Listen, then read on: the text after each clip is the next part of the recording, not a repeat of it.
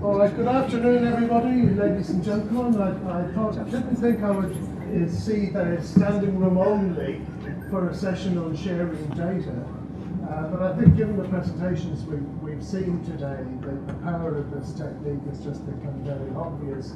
Everybody saw James Mansell from the Ministry of Social Development this morning, and just Mark E. White example of someone who'd gone through all these pathways and the costs of sending them to prison at the end of the pathway. It just showed the power of getting a complete picture of someone's life over time. So we've got more presentations. The last one was very much about the outputs that some of these projects can produce. This is very much about the partnerships and the doing to get the output. We've got three groups of speakers.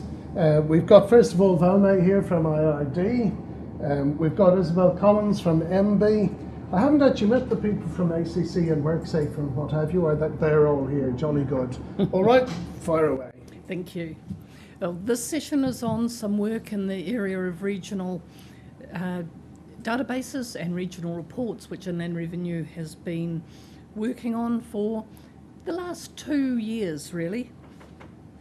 We started off with a sort of service proposition that, like many government departments, Inland Revenue is thinking about how it just delivers services and particularly how it targets them according to our different customer groups. We want better services, less effort, less cost to government for this. And staff and customers were both telling us that it does matter where you live, that there are different characteristics in the regions. So we set about seeing what we could do with the information that we held on that, but also in a larger scale project, looking and assessing just what there is in government. Inland Revenue, as you'll be aware, collects tax, but it also disperses a lot of money. So we've got two sets of customers, and we need to balance both that getting money, the assessment stage, at the enforcement stage, assisting people, but also balancing our tax and social policy balance. And it does matter just which region you're in as to what that balance is. I'm going to talk about the two different bits of work.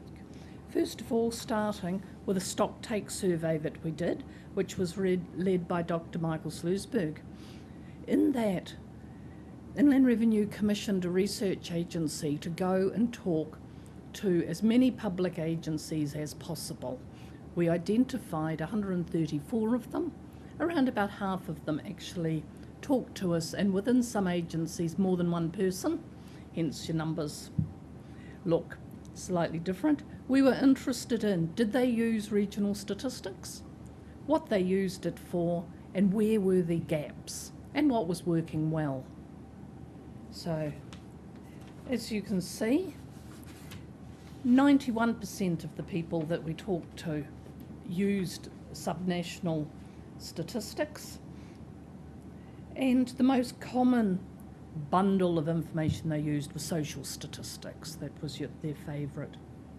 Overall, people were mainly satisfied and confident in the accuracy, but they wished things came faster, and they would have liked, in a lot of cases, much less aggregation. They would have liked their particular region or a particular area able to be got at much more easily. The stock take is published on the Inland Revenue's website. Links there, but basically go to the Inland Revenue external website, About IR, and follow down the statistics path until you get to regional statistics. And there's the stock take waiting to be explored in more detail.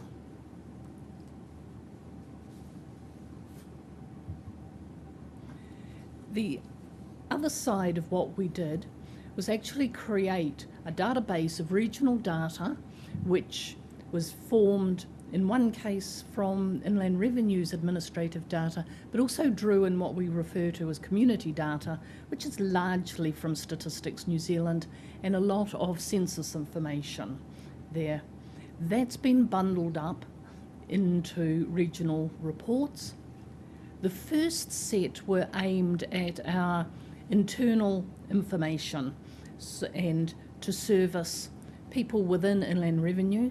So that was based around our district offices, which align reasonably closely with regional councils, except for, in Canterbury, for instance, we have 2 offices. We have our Christchurch bundle of offices, and we also have the Timaru office. So for internally, that was one report, but in the reports which we intend to publish externally, they're going to be at regional council level, so we get a bit of bundling. And also, top of the South Island, much as we would have liked to do justice to the different areas up there, there was so much data was available only at an aggregate level for Nelson, for Marlborough, for Tasman. We're doing a top of the North Island and where, top of the South Island, and where there is the spliced data available, that will be presented within there.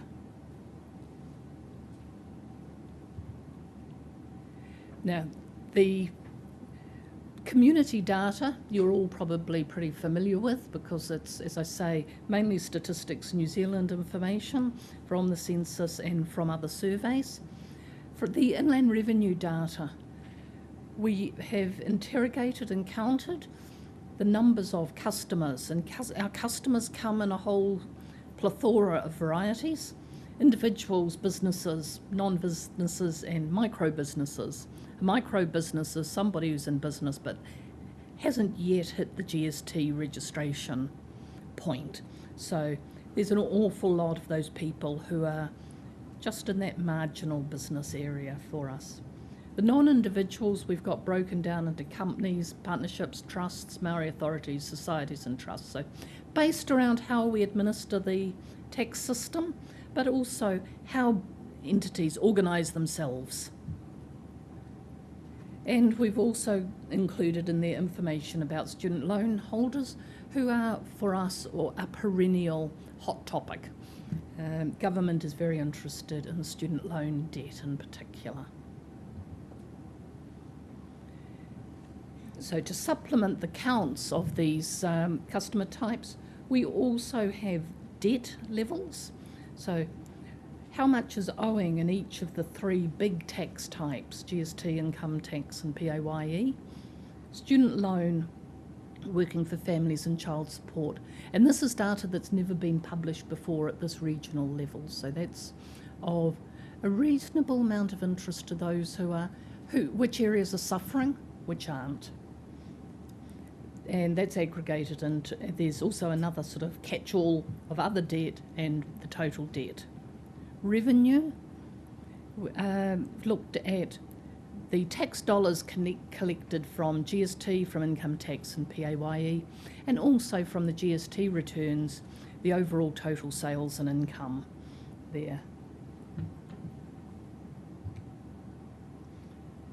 To supplement that, we've also got compliance information. Now, for Inland Revenue,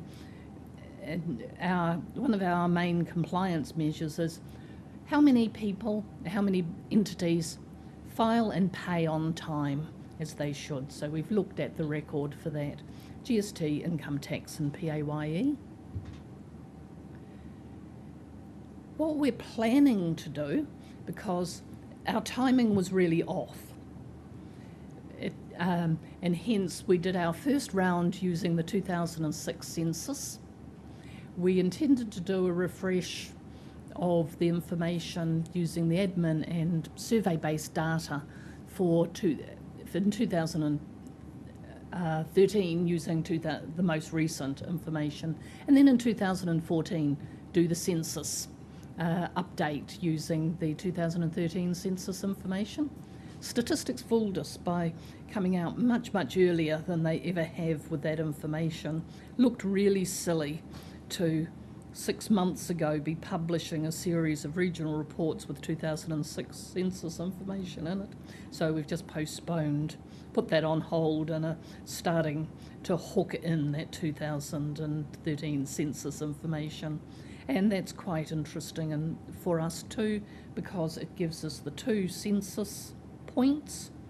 So we can say, this is what it was like back then, this is what it's like now, these are the changes that are going underway.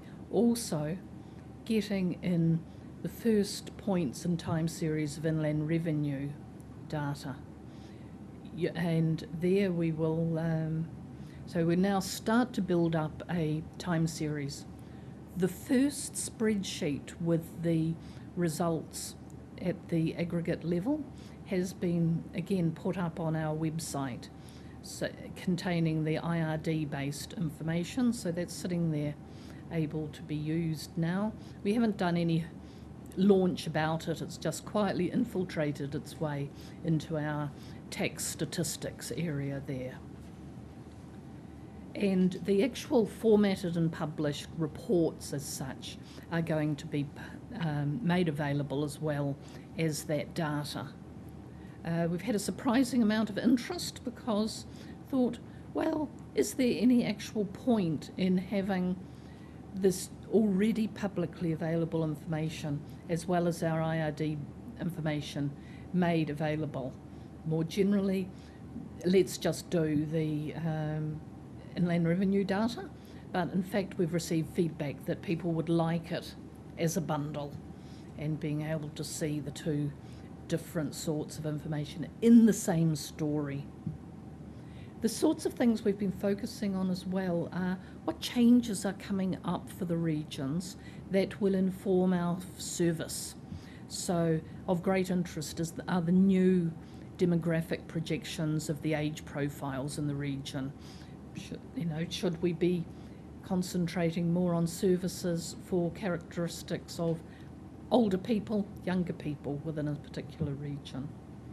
So that's a flavour of the regional data project that I've been involved in over the last year. And as I say, we've got a new release coming up in June, July, with the results. Good afternoon, I'm Isabelle Collins. I work in the Organisational Evaluation Unit, which is part of the Strategy and Governance team within the Ministry of Business, Innovation, Employment, and probably something else tomorrow. One of the things that we do is to provide support to Maori Economic Development Unit, and one of the things that they do is provide support to He Kaikeakiringa, which is the Crown Maori Partnership for Economic Growth. Now, I'm really here to share my pain, actually, when it comes to how do we deal with this. Many of you will have seen the partnership around. It involves, depending on how you count, from 20 to 50 government agencies, all of whom contribute something to the strategy. The other side of the partnership is an unknown number of people who also contribute hugely to the strategy. In the strategy, we've got 6 goals, some of which are education related. I leave those to one side because we actually have quite a lot of data, and the education family are luxuriating in the fact that they can measure stuff. On the other hand, we do have a high-level outcome about Maori enterprises and collectives contributing more to GDP, being more aligned to their situation as a percentage of the overall population, and we have strategic goals about enabling growth and Maori Inc. as a driver of economic growth. What we don't have is a real understanding of what constitutes Maori Inc. What is it? Neither do we have a real understanding of what actually is the Maori economic sector. So we've been sitting down and pondering this in the sort of inner circle of He Kaikeakiringa, that is to say MB, lots of bits of MB, TPK, Stats New Zealand, and Treasury have been coming into the discussion as well because of work that they're doing that's related. And we found that our first problem is, how do you define a Maori business? Is it businesses that are owned or predominantly owned by Maori? And that's their only defining characteristic. That's it. They're just business that happens to be owned or predominantly owned by Maori. Or is it businesses owned or predominantly owned by Maori and to whom this is an important aspect of the business ethos? So we're looking at something that is culturally distinct. Or is it businesses which the ownership of which is actually irrelevant, but for economic development purposes, they're incredibly important because of the level of employment amongst the Maori population. So they are a significant provider and thus one step removed, but very important in the development of the Maori incomes, which is another thing that we're also tracking. And I think, to be honest, we've come to the conclusion that the answer is yes. And this means two things. One is that we really don't need to spend an awful lot of time coming up with a single consistent definition that will work for 60 agencies, etc. Because, well, I know that Hakaiki Akaringa goes out to 2040, but it would be nice to get the definition agreed before we get to 2040, if you see what I mean. So we've kind of said, no, we're not going to do that.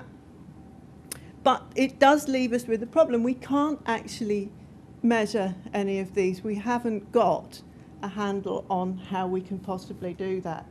There has been some work done. Well, there's been an awful lot of work done, but nothing that's actually consistent, replicable, cheap, and will give us the information that we want.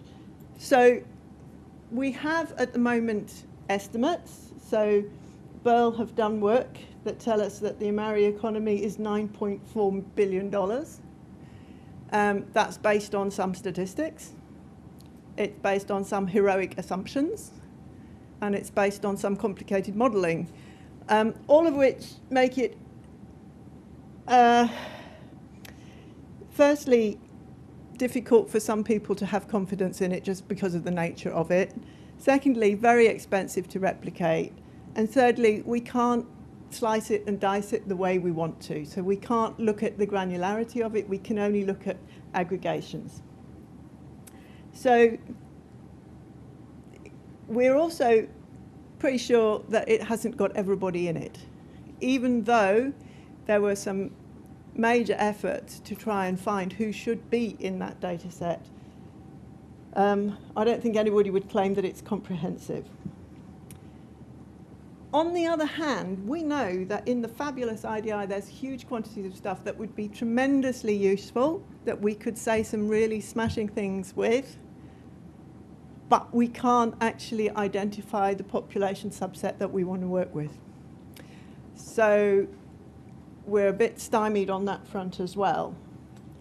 So our magic bullet would be if we could link the ethnicity identifiers from the census to the IDI, suddenly we would have a problem of too much richness and not enough.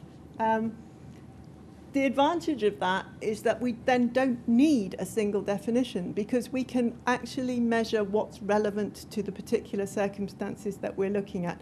I know there have been other people here today who've used the same indicators, thank God, that we're using and saying we want to see growth in Maori business. So they need this too. So we're hoping that this will actually happen. We are working with stats, we are working with 2PK, we are also involving everybody else who has an interest in it. We're putting together a project brief at the moment to test the feasibility of this. If we can do it, it will mean that we can actually start to have some meaningful measures. So basically this is what we're up to at the moment. Firstly, is it feasible? Secondly, is it affordable? Thirdly, by when could we do it, if we can do it? And what would be the potential measures that we would we would pull out, because to be honest, once we can do it, tying it down to what is it that we really want to know, in terms of where do we put our priorities in resources for getting the data out, because as we know, it's not as quick as we'd like. So identifying a set of key potential measures, and of course, identifying plan B if it all turns out to be far too difficult. But that's where we're heading, and we're trying to bring in as many people as we can to the table, because the more support we have for this, the more we will be able to push it forward. I don't underestimate the difficulties. I know stats have some technical issues that also have to be resolved before anything can be done. So, this is not going to happen tomorrow, but we are hoping that we will be able to do it, and do it in a way that will also, from a purely MB point of view, also enable us to inform our Pacifica strategy as well. So a bit of synergy there as well. So I just wanted to share our pain, really. Good afternoon, everybody. I think one of the things you'll notice when you look at the slide for the first time is how busy it is with all the logos of all the participating agencies. As somebody commented earlier on, the Ministry of Business of Innovation and Employment has gone through a couple of name changes, and this just adds a bit more to the confusion. So we've had a situation where we've basically got three parties working together. Statistics New Zealand is the official injury information supplier in New Zealand, according to legislation. And so they have the role of actually producing the statistics as far as injury information is concerned in New Zealand. As ACC, which I'm part of, we're responsible for obviously paying injury claims in New Zealand. And so part of what we provide to the mix is really the information that's used as the base for analysing some of this information and producing the statistics for New Zealand. There was a report published a while ago around health and safety in the workplace. One of the recommendations from there was basically to start a Crown entity called Worksafe, which now has responsibility for work-related health and safety. So this started off as the Ministry of Business and Innovation and Employment initiative originally, but has sort of merged into a Worksafe kind of environment. Now, I want to start off by talking a bit about some of the comments that were made this morning about using operational data for statistical purposes. Quite often when people look at data, they tend to get the idea that if you have good metadata around it, then basically that's what you need, and you can now interpret the data and you can go and apply it and basically come up with the right kind of numbers. In reality, when you're in an operational kind of environment, there's a whole bunch of factors that actually start influencing the way that you actually collect that information. In ACC, we are an injury insurer. So the reason why we collect information is to pay insurance claims, essentially at the end of the day. The fact that somebody wants to produce some injury-related information from that is sort of a byproduct almost of the information that we collect in the first place. So we do collect injury information. We sometimes don't do a great job of that, because the people who are busy processing those claims, what they want to do is they want to get numbers produced as fast as they possibly can, because it's all about how effectively you can actually pay those claims. So in the encoding process of actually capturing this information that's basically provided to ACC, some of the time taken to actually capture this information is not of the right kind of quality that you would expect in those particular situations. So even if you look at some of those classifications, they actually do look, I tell you, a reasonably complete story. But if you actually go and look behind the scenes, you find out that some of this information is not quite as reliable as you actually thought it was originally. A good example of what happens in ACC is that 93% of the claims that come into ACC are claims which only involve medical fee payments. Those claims get captured once, get paid, and are never looked at again until there's a recurring injury or something like that that's related to the original injury. So only about 7% of our claims are actually actively managed. So somebody goes back and actually verifies that information and then produces, makes sure that the information that's been captured is in fact reasonably accurate. So when you start looking at some of these things, just in terms of the practical implications of capturing information, and then take into account that along the way you get legislation changes, and you also get changes in government, which basically gives you different points of emphasis in terms of the role that you're actually playing in terms of what you're actually doing at that point in time. And so you have to bear in mind that all of these things are factors that you have to take into account to when you look at the data to say, how reliable is this information? How much can I trust it? And what has changed? There are also things like system changes that happen underneath of this. So a lot of historical information. ACC has been in existence since 1974. We'll be 40 years old this year, which is quite old. And so we've got a lot of information that's actually sitting out there. And we know that through time, we've gone through different system changes, different legislations, and so forth. So you cannot easily compare 2014's data with 1974's data. Just is not practical. So a lot of interpretation is needed to be able to understand what this is actually about. Now, in this mix, we're only part of a much bigger picture. So really what we wanted to do here was to look at work-related injury information that was fit for purpose. And defining fit for purpose is actually quite important because we provide the information, but the people who actually use it are people like Worksafe, who have to interpret those numbers and actually come up with some strategies to address some of those numbers. And as part of Worksafe, they had to put up a plan to say, we are going to start from this base to this year, and we're going to reduce injuries by a certain percentage by 2017 and 2020. And they needed reliable information to be able to do that. So what was needed was basically to say, how do we make sure that the information that we actually are looking at is reliable, can be trusted, is a true reflection of really what happens out there, and how do we make use of that? Another factor which is also quite important in this picture is that ACC is only part of a picture in terms of the information. So only certain people claim from ACC. We don't necessarily record all of the injuries that actually occur in New Zealand. The Civil Aviation Authority has records. Maritime New Zealand has records. Some of them may correspond to what we have as ACC, but to get a complete picture, those agencies' information also need to be taken into account.